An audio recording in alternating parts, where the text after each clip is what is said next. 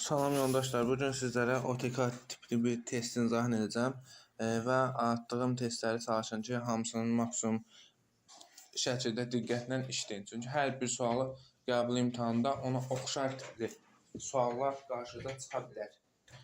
Başlayaq birinci sualdan. Uyğunluğu müəyyən edin. Azərbaycan Tunc dövründə erkən Tunc və orta Tunc dövrü. Köçmə yaylaq maldarlığı yaranması erkən Tunc dövrünə aiddir. B bəndi əkinçinin maldarlıqdan ayrılması aiddir. C bəndi dəmirdən istifadənin genişlənməsi son Tunc erkən dəmir dövrüdür. Bu da C yanlışdır. Biri olacaq AB, yəni erkən Tunca. Orta Tunc tacirlər qrupunun sənətkarlardan ayrılması. Tacirlər qrupunu deyir. Bu son Tunc dövrüdür, aid deyil. Şur ərazi mədəniyyətinin adlanması. Bu da erkən Tuncda aid deyil. İlkin şəhər məskənlərinin yaranması orta Tunc dövrünə aiddir. Biri olacaq AB, 2 olacaq C. A, B, C. Deməli, cavab olacaq Y variantı birinci sualda. Daha sonra ikinci sual. Eramızdan əvvəl 9-cu əsr və eramızdan əvvəl 4-cü əsr Azərbaycan tarixinə oxşar xüsusiyyət. 9-cu əsrdə Manna, 4-cü əsrdə Atropatena dövləti yaranmışdı. Yəni hər dövrdə, hər iki tarixdə quldar dövlətinin əsasının qoyulması olacaq. Cavab olacaq A bəndi. Urartu dövləti hücumuna məruz qalmışdı, yanlışdır. 9-cu əsrdə qalsa da 4-cü əsrə aid deyil. Hakimiyyətin irsən keçməyə başlaması yanlışdır. 4-cü əsrdə keçmişdi, 9-cu əsrdə irsən keçmirdi. Mannada 8-ci əsrdən başlayaraq irsən keçməyə başlamışdı. Roma dövlətinin yürüşlərinə məruz qalması 9-cu əsr və 4-cü əsrə aid deyil. Roma dövlətinin yürüşünə məruz qalması Azərbaycanın. İsgidlərin ölkə ərazisində məskunlaşması heç bir tarixə həmin dövr tarixinə aid deyil. Cavab olacaq A bəndi 2-də. Üçüncü sual. Azərbaycan intibah mədəniyyətinə aiddir. Baxın, intibah mədəniyyəti artıq neçədən test atmışam. Bütün suallarda demək olar ki, qarşıda çıxıb intibah mədəniyyəti. İntibah mədəniyyət dövrü 12-ci əsrdə tam şəkildə əhatə edir və 9-cu əsrdə feodal dövlətlərin yaranması ilə başlamışdı. Əməvilər xilafətin süqutu nəticəsində yaranması xeyr. Təbrizin ali mədrəsəsinin fəaliyyətə başlaması 14-cü əsrdə bu aid deyil. 13-14-cü əsrdə yüksək səviyyə çatmışdı. Xeyr deyil ki, 12-ci əsrdə yüksək səviyyə çatmışdı. 3-7-ci əsrdə Sasani dövlətinin tərkibinə daxil olması nəticəsində bu da yanlışdır. Cavab olacaq Y variantı. 9-cu əsrdən mədəni yüksəlişin başlanması və 12-ci əsrdə də ən yüksək zirvəsinə çatdı və o dövrə intibah mədəniyyət dövrü deyirlər. 4-cü sual. Kuti və Lulubi dövlət qurumuna aid oxşar xüsusiyyət. Akkad dövlətinə qarşı mübarizə aparmalar. Bəli, Kuti və Lulubilər Akkadlara qarşı mübarizə aparmışlar. Canişinlik idarə sisteminin ləğv edilməsi. Xeyr, belə bir şey yox idi. 3. Urmiya gölü ətrafında yaşayırlar. Bəli, Urmiya gölünün cənubunda Lulubilər, qərbində Kutilər yaşayırlar. Mesopotamiyanın bir müddət işğal edilməsi Kutilərə aiddir, Lulubilərə aid deyil. Assuriya dövlətinə qarşı mübarizə aparması heç birinə aid deyil. Çünki Assuriya dövləti 2-ci minillikdə yaranmışdı. Kuti və Lulubi dövlət qurumu isə artıq 3-cü minillikdə fəaliyyətini dayandırmışdı. Cavabımız olacaq 1 və 3. A bəndi 4-cü sualda. Atinanın hakimiyyət dövrünə aiddir. Ostroqot dövlətinin varlığına son qoymuşdu. Ostroqot dövlətinin varlığına Balamir son qoymuşdu. Biri aid deyil. Bizdən Atinanı soruşur. Daha sonra Bizansa yürüş edilməsi bəli Atinaya aiddir. Yadımıza salırıq ki, Atina 434-453-cü illərin hakimiyyət illərində Bizansa nə vaxt yürüş təşkil etmişdi? 447-ci ildə Bizansa yürüş təşkil edib Konstantinopola mühasirə almışdı. 2 aiddir. 3. Sasanilər dövlətini asılı hala salmamışdır. Sasanilər dövlətin üzərinə hücum edib onları asıl hala salmaq siyasəti yetsə də bunu başarmamışdır. Yəni öldüyü üçün. 4. Qərbi Roma imperiyası ilə müharibə aparılması. Bəli, 451 Katalon döyüşü heç bir tərəf qalib gəlmir. Amma daha sonra 452-ci ildə yenidən oraya hücum edərək onları asılı hala salmışdır. Cavab olacaq 2-4 D bəndi. Daha sonra 6-cı sual. Ərəb xilafətinin 8-ci əsrin ortaları tarixinə aid səciyyəvi cəhət. 8-ci əsrin ortaları 750-ci illərə hansı xüsusiyyət idi? Ərəb xilafətinə Əməvilər hakimiyyətdən getdi və Abbasilər sülaləsi hakimiyyətə gəldi. Burada olacaq cavab görək A bəndə. Sasani dövlətinin varlığına son qoyulması 651-dir, 7-ci əsrdir. Qaraxanlı dövlətlə müharibə aparılması aid deyil. Hakimiyyətə yeni sülalələrin gəlməsi. Cavab olacaq B, C bəndi. Bizans-Asur müqaviləsinin bağlanması aid deyil. İslam dini rəsmi din kimi o da dövlət İslam dövləti olaraq yaranmışdı 630-cu ildə. 7-ci sual. Xosrov və Əşərvanın islahatlarına aiddir. 531-579-cu ildə vergi islahatı keçmişdi, inzibati islahat keçirmişdi, hərbi islahat keçirmişdi. Yəni hərbi islahat deyəndə hərbiçilərə torpaq sahələrinin paylanması ilə əsas məqsəd. Sahibsiz torpaqların hərbiçilər paylanması bəli 1 olacaq. 2. Vergilərin toplanması, nizama salınması doğrudur. Bu 1-2 olacaq. Kəndlər sərkərdanın can vergisindən azad edilməsi xeyli yanlışdır. Ərəb xilafətləri müharibələrin aparılması bu da yanlışdır. Deməli 7 olacaq cavabımız 1-2 və olacaq D bəndi olacaq cavabımız. 8-ci sual. Uyğunluğu müəyyən edin. Doğrunu tapırıq. A. Babəkin başçılıq etdiyi xalq azadlıq hərəkatı Abbasilər sülaləsinin hakimiyyətinə son qoyması. Xeyr. Son qoymada zəiflətdi. Ona görə A yanlışdır. B. Sasanilər köçürmə siyasəti fars dilli tayfaları köçürdürdülər. Azərbaycanın şimal torpaqlarının fars dilli tayfaların məskunlaşması bəli bu doğrudur. C bəndi Abbasilər sülaləsinin hakimiyyətinin zəifləməsi, Azərbaycanın yeni feodal dövlətlərin yaranması bu da doğrudur. D bəndi 10-cu əsrin sonlarında Şirvanşahların saziclərə tabe olması. 10-cu əsrin sonlarında Şirvanşahlar sadəcə yox, Salayların tərkibindən də çıxmışdı artıq 10-cu əsrin sonlarında. Sacilər nə vaxt süqut uğramışdı? 941-ci ildə, 10-cu əsrin 1-ci əsrində. Ona görə bu da yanlışdır ümumiyyətlə. Ümumiyyətlə, yəni səbəbi yanlışdır. Heç nəticəsinə heç baxmağa ehtiyac yoxdur. Baxsaq da daxili idarəçilikdə müstəqilliyin itirilməsi bu da deyil. Daxili müstəqilliyin itirilməsi odur ki, dövlətin süqut edir. Şirvanşahlar nə vaxt süqut etmişdi? 1538-ci ildə. Bizdən doğruları soruşduğuna görə cavabımız olacaq B və C, C bəndi. 9-cu sual. Molla Səni və Niyazabad döyüşlərinə oxşar cəhət. Molla Səni, yəni bu döyüşlər nə vaxt baş vermişdi? Yadımıza salırıq ki, 1578-1590-cı illərdə baş vermişdi və Səfəvi Osmanlı müharibəsinin ikinci mərhələsinə aid. O ikinci mərhələyə aid olan 4 döyüşümüz var. Çıldır döyüşü, Molla Səni, Çıldır 1578, Molla Səni 1578, daha sonra Niyazabad 1584, Süfyan 1585. Ortalarda iki döyüşlərdə, yəni Molla Səni ilə Niyazabadda Səfəvilər qalib gəlib, birinci və sonuncu döyüşdə isə Osmanlılar qalib gəlib. Bunu belə yadımıza saxlayırıq. Deməli, Molla Səni və Niyazabad döyüşü ortalarda olan döyüşlərdir. Burada Səfəvilər qalib gələcək və hər iki döyüş Osmanlı Səfəvilər arasında baş verib. Osmanlı qoşunlarının qalib gəlməsi yox, Səfəvi Ağqoyun qoşunları arasında baş verməsi yox. Ağqoyun çoxdan süqut etmişdi 1503-cü ildə. 16-cı əsrin 70-ci illərində baş verməsi yox. 1578-də Molla Səni olsa da, Niyazabad 1583-cü ildə baş vermişdi. Şirvanşahlar qoşunlarının məğlub olması xeyr, bu da aid deyil. Şirvanşahlar dövləti artıq 1538-ci ildə fəaliyyətini dayandırmışdı. Səfəvi qoşunlarının qalib gəlməsi və cavab olacaq Y variantı, Səfəvilərin qalib gəlməsi. Daha sonra 10-cu sual. 44 günlük Vətən müharibəsinə aid olan doğru fikri müəyyən edin. A bəndi Xudafərin körpüsü üzərində Azərbaycan bayrağının qaldırılması ilə Azərbaycan əsgərləri İranla dövlət sərhədini tam nəzarət götürdü. Bu yanlışdır. Xudafərin körpüsü deyil. Xudafərin 18 oktyabrda azad olmuşdu 2020-ci ildə və bundan sonra belə deyək 22 oktyabrda Ağbənd qəsəbəsi tutulandan sonra İranla tam dövlət sərhədi nəzarətə götürülmüş oldu. Ona görə A yanlışdır. B. Harop Türkiyədən alınan pilotsuz uçuş aparatından istifadə uçan aparat idi. Harop Türkiyədən yox, hardan idi? İsraildən alınan. Türkiyədən Bayraktar alınmışdı. B də yanlışdır. C. Müstəqilliyimizin bərpasının 29-cu il dönümündə Xudafərində üstünləşli bayrağımız qaldırıldı. Bəli, 2020-ci il 18 oktyabrda nədir? Xudafərində bayrağımız dalğalandırılmışdı 18 oktyabr tarixində və müstəqilliyimizin bərpasının 29-cu il dönümü idi. 1991 18 oktyabr və 2020 18 oktyabr. Cavab olacaq C bəndi. Daha sonra D bəndi Füzuli şəhərinin azad edilməsi nəticəsində Ermənistan məğlubiyyəti qəbul etməyə məcbur oldu. Bu yanlışdır. Füzuli yox, Şuşanın azad edilməsindən azad edildikdən sonra qəbul etdi. Suqovuşan azad edilmiş ilk rayon mərkəzi bu da yox, yanlışdır. Bu da Cəbrayıl olmalıdır. Cavab olacaq C bəndi 10-cu sualda. 11-ci sual. 19-cu əsrin 30-cu illərində Şimali Azərbaycanda üsyanların siyasi səbəbi vergi mükəlləfiyyətlərinin artırılması iqtisadidir, milli və dini zülm. Bu sosial səbəbdir, milli və dini zülm. Yeni hakim təbəqənin torpaqların müsadirəsinin məhdudlaşdırılması iqtisadi problemdir, iqtisadi səbəbdir. Köçürmə siyasəti sosial səbəbdir. Kommunist idarə üsulu isə siyasi səbəb olacaq. Cavab olacaq Y variantı 11-də. 12-ci sual. Eyler-Venn diaqramına əsasən uyğun bəndləri müəyyən edin. 1847-ci il kəndli əsasnamələri və 1870-ci il kəndli islahatı. Baxın, tipik qəbul sualıdır. Qəbul sualına bu formada düşə bilər.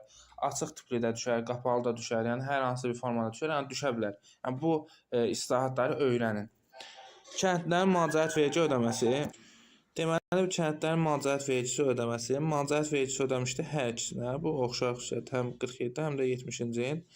Biyanın ləğv edilməsi və pul ödənişi ilə əvəz olunması bu aiddir. Hansına aid olacaq? Bu aid olacaq 1870-ci il islahatına. Burjua xarakteri daşıması 1870-ci il islahatına aiddir. Kəndlərin əvrəz, iməcə icradan ümumi iş yerinə yetirilməsi aid olacaq 47-ci ilə. Artıq bu əvrəzdir, biyardır, bunlar isə 70-ci ildə ləğv olunurdu.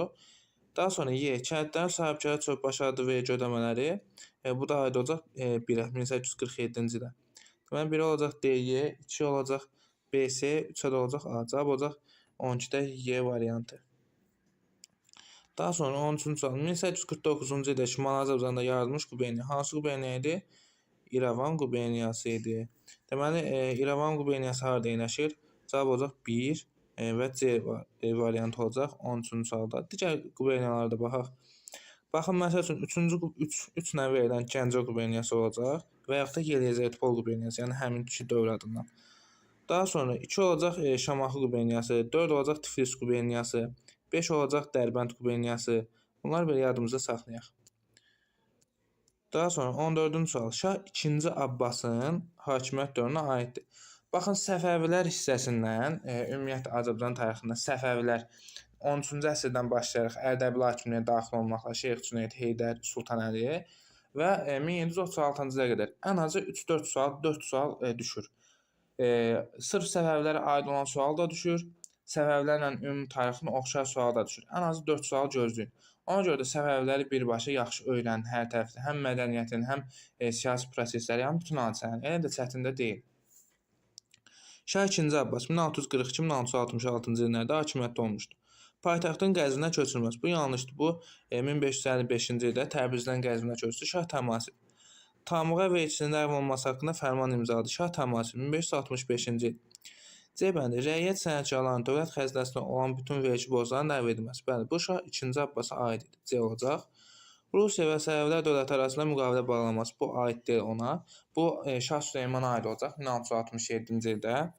Y variantı Osmanlı dövlətləri sülh müqaviləsi imzalanması. Bu da aid deyil. Şah 2-ci Abbasın dövründə Osmanlılarla müqavilə imzalanmamışdır. Cavab olacaq deməli C bəndi 14-də. 15-ci sual. 19-cu əsrin ikinci yarısı Azərbaycan və Hindistan tarixinə aid oxşar xüsusiyyət. Müstəmləkə zülmünə qarşı üsyanın baş verməsi ilə baxanda cavab A bənd olacaq. Azərbaycanda yadımıza salaq ki, Zaqatala üsyanı 1863-cü ildə müstəmləkə rejiminə qarşı üsyan baş verdi, Çar Rusiyasına qarşı. Hindistanda nə vaxt baş vermişdi? Sipahilər üsyanı 1857-də 9-cu ildə İngilis ağalarına qarşı üsyan idi. B bəndi milli dövlətçilə gəlinlərin ləğv edilməsi aid deyil. Milli siyasi təşkilatların yaranması bu dövrə aid deyil. İngilis müstəmləkə idarəsinin ləğv edilməsi bu da aid deyil. Heç bu ümumiyyətlə Azərbaycanda olmayıb, Hindistanda ləğv edilmədi. Hələ də qaldılar ingilislərin tabeliyində. Neft sənayesinin intizam sisteminin ləğv edilməsi bu da aid deyil. Azərbaycanda aid olsa da 2-ci yarısı tarixinə, Hindistana aid deyil. Azərbaycanda neft sənayesində intizam sistemi nə vaxt ləğv olunmuşdu? 1872-ci ildə. Cavab olacaq A bəndi 15-də. Daha sonra 16-cı sual. Eramızdan əvvəl 13-cü əsrin əvvəlləri Misir tarixi üçün səciyyəvidir. Deməli, A bəndi Fələstin Finikiyanın ilk dəfə işğal edilməsi aid deyil. Bu ikinci tutulmasının dövrünə aiddir. B bəndi dövlət paytaxtının Memfisə köçürülməsi yanlışdır. İkinci minlikdə artıq Fir şəhəridir paytaxtı. C bəndi Aralıq dənizinin şimal sahilində dövlətlərə yürüş edilməsi. Bu birinci tutulmasının dövrünə aid. O da 13-cü əsrdə deyil. Ümumiyyətlə Misirin 13-cü əsr tarixində bir dənə orada qüdrətli firon kimi idi? Ramzes idi. Ramzesin hakimiyyət dövrünə düşür. Nomadların təşkilatda yaradılmışdı 4-cü minillikdə eramızdan əvvəl. Suriyanın cənubu yenidən Misirin hakimiyyəti altına keçdi. Bəli, 1286-cı ildə Kadeş sülh müqaviləsinə əsasən. Cavab olacaq 16-da Y variantı. 17-ci sual. Daha sonra olmuşdur. A bəndi Hindistanda qədim şəhərlərin yaranması. Mohenjo-daro, Harappa nə vaxt yaranmışdı? Eramızdan əvvəl 3-cü minillikdə. B bəndi Misirdə vahid dövlətin yaranması. Eramızdan əvvəl 4-cü minilliyin sonu. C bəndi içində Xan sülaləsinin hakimiyyətə gəlməsi. Eramızdan əvvəl 206. D bəndi Böyük Hun dövlətinin yaranması. Eramızdan əvvəl 220. Y variantı Afina-Sparta müharibəsinin başlanması. Eramızdan əvvəl 431-404-cü illərdə baş vermişdi. Burada da fikir versək C bəndi ən daha sonra baş verən hadisə idi. 17-də də mənə cavab olacaq C bəndi.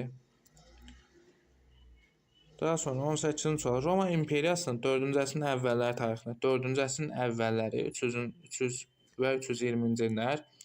Yunanıstan işğal edilməsi aiddir. Yunanistan eramızdan əvvəl 146-cı ildə işğal edilmişdi. B bəndi Respublika quruluşunun yaradılması. Respublika quruluşu Romada nə vaxt yaradılmışdı? Eramızdan əvvəl 509-cu il 6-cı əsrdə yaradılmışdı. Bu da aid deyil. Misrin işğal edilməsi eramızdan əvvəl 30-cu ildir. Bu da aid deyil. 1-ci əsrdə. Bizdən isə 4-cü əsrin 30-cu illərini 4-cü əsrin əvvəlini soruşur.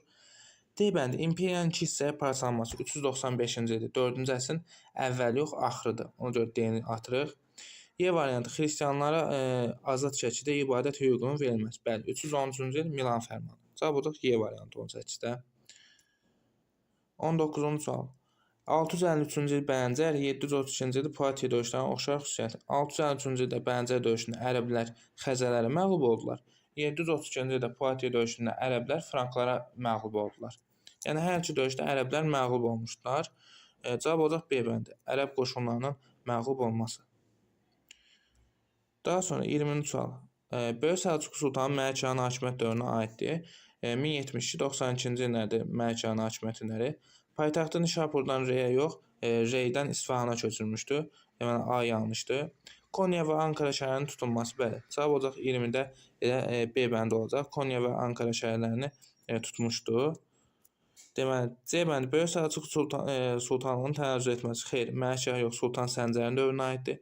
Qüdsün azad edilməsi aiddir. Bu Səlahəddin Əyyubin dövrünə Səlahəddin Əyyub azad etmişdi Qüdsü. Rəvvadilər dövlətinə son qoymayıb. Rəvvadilər dövlətinə 1065-ci ildə Alparslan son qoymuşdu. Məlikşah isə bilir ki, 1088-ci ildə Şəddadilər dövlətinə son qoymuşdu. Burada cavab olacaq B bəndi 20-də. 21-ci sual. Müqəddəs Roma İmperiyasının rəsmən son qoymuş dövlət xəritəsi müəyyən edin. Müqəddəs Roma İmperiyası 962-ci ildə yaranmışdı və 1806-cı ildə son qoymuşdu. Kim? 1-ci Napolyon. Kim idi 1-ci Napolyon? Fransada idi. Cavab olacaq 1Y variantı. Digər dövlətlərin ərazilərini göstəriş xəritədə. Baxın, artıq nə qədər test atıramsa, hamısını xəritədə izahını da atıram. 3 olacaq İngiltərə, 2 olacaq İspaniya, 5 olacaq Almaniya, 4 olacaq Rusiya. Baxın, bu ərazi olacaq Türkiyə, bu ərazi olacaq İtaliya. Yəni bunları bilsək bəs eləyər hələlik. 22-ci sual. 14-cü əsrin sonunda Delhi Sultanlığının zəifləməsinin səbəbi 1398-99-cu ildə nə baş verir Delhi Sultanlığı? Əmir Teymurun yürüşü. Cavab olacaq C bəndi. 22-ci sualda. 23-cü sual. Orxan Qazinin hakimiyyət dövrünə aiddir. Cavablardan bir və ya bir neçəsini seçin. 1. Maltepe döyüşündə Bizans ordusuna məğlub edilməsi doğrudur. Deməli. Yəni B plus qoyaq və bu da doğrudur. 1 doğrudur. 2. Bolqarıstanın asılı salınması aiddir. Bu Sultan Murada aiddir. 3. Bolqarıstanı Osmanlı hansı döyüşdən sonra döyüş yox. Deməli Serbiyanı silməni döyüş idi. Bolqarıstan və Bizans isə asılı salmışdı Sultan Murad. Bunu yadımıza saxlayaq. 3. Osmanlı tarixində ilk dəfə Sultan titulu qəbul etdi. Bu Sultan Murada aiddir. Silmən döyüşünə Osmanlıların qalib gəlməsi Sultan Murada aiddir 1371-ci il. Paytaxtın Bursa şəhərinə köçürülməsi də Orxan Qaziyə aiddir 1329-cu ildə. Cavab olacaq 1 və 5. 24-cü sual. Döyüşlərdə məğlub olmuş dövlətlərə aid uyğunluğu müəyyən edin. Baxın, məğlub olmuş dövlətləri götürməliyik. Ankara döyüşü 1402. Kim idi? Osmanlı idi. Yəni Osmanlı olmalıdır. Və görürük bir tərəfi Dehliyə, bir tərəfi Böyük Səlcuqa çıxır. Deməli 1 də səhvdir, 2 də səhvdir. 1526 Panipat döyüşü kimlərin arasında olmuşdu? Zahirəddin Baburdan İbrahim Lodi və yaxud da ki, həmin dövrdə Moğol dövlətindən, Moğol dövlətinin yaradıcısından Delhi Sultanlığı arasında Delhi Sultanlığı məğlub olmuşdu. Deməli 3 doğrudur. Daha sonra 732-ci ildə Poitiers döyüşü. Məğlub olan kim idi? Ərəblər idi. Kimə məğlub olmuşlar? Franklara məğlub olmuşlar. Bayaq qeyd etdik hansı bir sualda. Deməli burada olacaq nə cavab? 3 və 5. 25-ci sual. Eldənizlər hökmdarı Qızıl Arslanın hakimiyyət dövrü üçün səciyyəvi cəhətlərini müəyyən edin. Qızıl Arslan 1186-91-ci illərdə hakimiyyət olmuşdu. Və Eldənizlər dövlətin tənəzzülünün güclənməsi xeyr. Əksinə o bərpa etdi, yəni zəifləməmişdi, yəni mərkəzi hakimiyyət gücləndirilmişdi. 2. Həmədan uğruna vuruşmada Xərzəmşahların məğlub edilməsi. Bu aid deyil. Xərzəmşahların məğlub edilmişdi 1197-ci ildə Əbu Bəkirin dövründə. Bu aid deyil ona görə. 3. Həmədan yaxınlığında döyüşdə 3-cü Toğrulun məğlub edilməsi, bəli, bu doğrudur. Nə vaxt? 1190-cı ildə Həmədan yaxınlığında 3-cü Toğrul və onun iri Səlcuq əmirlərini məğlub etmişdi. 4. Şirvanşahlar dövlətinin yenidən tabe edilməsi doğrudur. 5. Dövlətin paytaxtının Naxçıvana köçürülməsi yanlışdır. Dövlətin paytaxtı 14-də Təbrizə köçürülmüşdür. Bunu yadımızda saxlayaq. 3 və 4 olacaq 25-də cavab. 26-cı sual. Xronoloji ardıcılığı müəyyən edin. Qazan xanın islahatdan keçirilməsi təxminən 1395-1304-cü illərdir. Biz bunu orta olaraq 1300-cü il götürə bilərik xronologiya sual düşəndə. 2. Hülakülər dövlətinin yaranması 1258. 3. Azərbaycan Monqollar tərəfindən işğalının başa çatdırılması 1239. 4. Azərbaycan Xəzərmişah Cəlaləddin hücumlarına məruz qalması 1225-ci il. Burada olacaq birinci 4, sonra 3, sonra 2, sonra 1. 4, 3, 2, 1 olacaq 26-cı sualda. Daha sonra 27-ci sual. Böyük Frank kralı Xlodvik və Bizans imperatoru Justinian deməli Böyük Frank kralı Xlodviklə Bizans imperatoru Justiniana aid olan xüsusiyyətləri seçirik. A. Qoşqunun əsasən feodal süvari dəstələrinin təşkil edilməsinə başlandı. Bu kim idi? Karl Martelin dövründədir. Hərbi islahat keçirmişdi. Baxın, yadımızda saxlayırıq. Frank krallarından Karl Martel idi ki, feodal süvari dəstələrindən istifadə etdi. B. Salik qanunları kimə aiddir? Xlodvikə aid olacaq Salik qanunları. Daha sonra İspaniyada ərəblərlə müharibə aparmışdı. Bu kim idi? Bu da Böyük Karl idi. İspaniyada ərəblərlə müharibə aparmışdı və ərəblərdən bir sıra torpaqlar da ala bilmişdi. Daha sonra D. Şimali Afrikada Vandal krallığının işğal edilməsi bu kimə aiddir? Bizans imperatoru Justiniana aiddir. Sasanilərlə müharibə aparmışdı Justinian. 1-ə B olacaq, 2-də olacaq D ilə Y. Daha sonra mənbəni oxuyuram. Azərbaycan Cümhuriyyəti aləm İslamda təşəkkül edən ilk cümhuriyyətdir. Bu cümhuriyyət eyni zamanda bir türk hökumətdir. Böyük Türkiyə xalqı ilə müstəqil iki qardaş münasibəti qədər səmimidir. Bu səmimiyyətin ən canlı dəlili Sevr müqaviləsində edam hökmü altında ikən, belə Türkiyə ictimai rəyinin Azərbaycan istiqlalının Antanta dövlətləri tərəfindən tanınmasına öz sevinci kimi bayram eyləməsi oldu. Vətənim Azərbaycan xalqı artıq bolşevik istilası altında inləməkdə ikən, Türkiyənin zəfər möcüzəsi sevinmişdir. Keçirdiyimiz bu dəyişkən günlərdə Osmanlı İmperatorluğunun əsas ünsürünü təşkil edən Anadolu türklüyü yeni bir milli hökuməti təsis edir. Bu hökumət xarici siyasət sahəsində şərqdəki vəzifəsini yerinə yetirmək istərsə, qənaətimizə görə Azərbaycan Cümhuriyyətinin müqəddəratına laqeyd qalmaması vacib olar. Məmməd Əmin Rəşadda Azərbaycan Cümhuriyyəti adlı kitabında qeydlərində qeyd edir bunu. Və baxaq, 28-ci sual. Mənbədə bəhs edən müqavilənin bağlandığı il yazın. Bu Sevr müqaviləsindən söhbət gedir. Adda keçirilmişdi. Baxın, burada Sevr müqaviləsi və bu nə vaxt bağlanmışdı? 1920-ci ildə Sevr müqaviləsi imzalanmışdı. Daha sonra 29-cu sual. Mənbədə bəhs edən dövrün müasir dövrlə oxşar cəhətlərin aid bir xüsusiyyət yazın. Yəni qədim dövrdə də, indiki dövrdə də Azərbaycan və Türkiyə bir-birinə yardım və dəstək olur. Daha sonra 30-cu sual. Mənbədə bəhs edən Türkiyənin zəfər möcüzəsinin 2 nəticəsini yazın. 2 nəticəsi Türkiyə Cümhuriyyəti elan olundu və işğalçılar ölkədən qovuldu. Türkiyənin bugünkü ərazisi beynəlxalq aləm tərəfindən suverenliyi tanınmışdı.